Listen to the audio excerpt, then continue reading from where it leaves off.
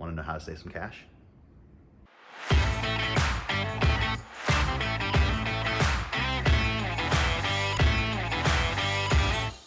Hi, welcome back to another Coffee with Coleman. We love to discuss Washington, D.C., business, real estate, all that good stuff. My name is John Coleman, and I'm a real estate agent here in Washington, D.C. with the Jason Martin Group. As we get going, could you do me one quick favor? Just go ahead and hit that like button below. It lets me know that you're watching. And additionally, if you enjoy what you're watching, go ahead and hit the subscribe button. You'll get alerted each week when I release new content. I love to save money. I'm a pretty frugal person. In fact, I like to wear the same kind of shirts every single time. You could probably see a bunch of my old videos, same kind of shirt, different colors, lots of fun. I know that buyers I work with like to save money as well. So I felt like maybe we could put together 5 things buyers in DC can do to save money when they're purchasing their first home. So first, number 1, down payment assistance program. We're not gonna go too in depth into these because frankly, I have other videos that talk about them in greater detail. You should go check those out. But the 4 main ones I like are as follows. DC Open Doors. This one I like because it has the highest income limit, so there's a lot more people that qualify for it, and the money that they give you is a grant. So you do have to pay it back eventually, but it does allow you to get into a house now. The next program is HPAP. It is an interest-free closing cost assistance program. The income limit is lower on this one than the DC Open Doors one, but a lot more of it is forgivable and there's a little bit more incentive to use it. It is a more difficult program to get accepted in an offer because there's more strings attached. But if you can go through the classes and you can do all that, it's worth checking out. Next is NACA. That's not DC specific. It's actually a nationwide nonprofit. It's best if you are really in a lower income bracket or if you have poor credit. They tend to work best with those. Next is EAHP, and this is specific to government employees. It's a 0 interest loan and a matching funds grant for down payment and closing costs when you want to purchase your first home. It's a little bit easier than HPAP, but still there's some strings tied to it. But it's a good program. If you're a government employee, I'd consider taking advantage of it. Next is the MCC. This is one that a lot of lenders I know love to talk about. And so here's what it means. This program reduces the amount of federal income taxes you owe.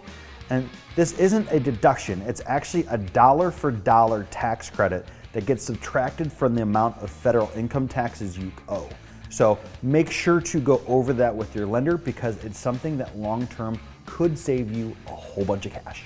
The third thing you can do to save money is a reduced recordation tax. If you are buying a property in DC for the first time, you can lower the amount of money that you need to pay DC by a pretty significant amount.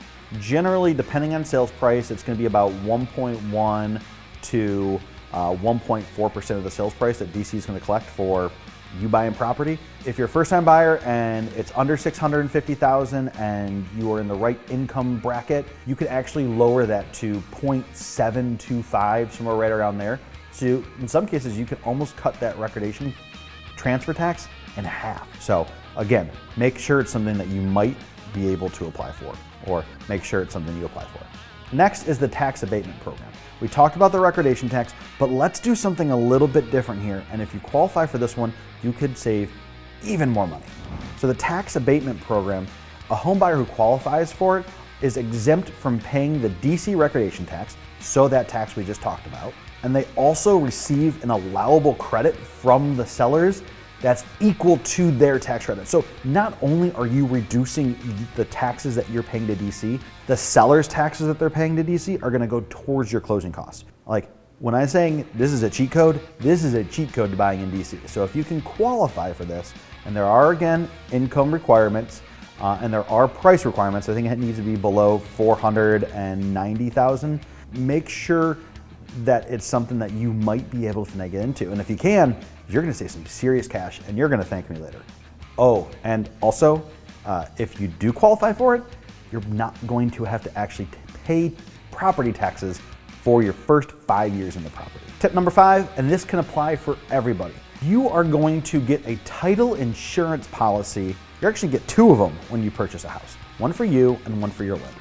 The one for your lender, you can't do anything about. Your lender needs that, they're gonna require it. It's gonna be a piece of the loan that you need to do. For yours, If you can get the previous title policy that the seller that you're working with got when they purchased the property, you can actually lower this cost, which can be about $1,000 to $2,000, sometimes more, sometimes less, and you can reduce that to about 30%. So again, this is more money that you're putting in your pocket because you're gonna have to buy all this furniture and wallpaper and stuff anyways. Let's get that money and keep it in your pocket so you can do with it. And one of the ways you can do with it is make sure you request to see if the seller can give you the title policy they got when they purchased the home. So are there any tips that you were hoping to hear about that I didn't have in here? Are there things that you did that helped you save money when you purchased your first house? Go ahead and put them in the comments below. I would love to read to them, respond to them, and answer any questions you have.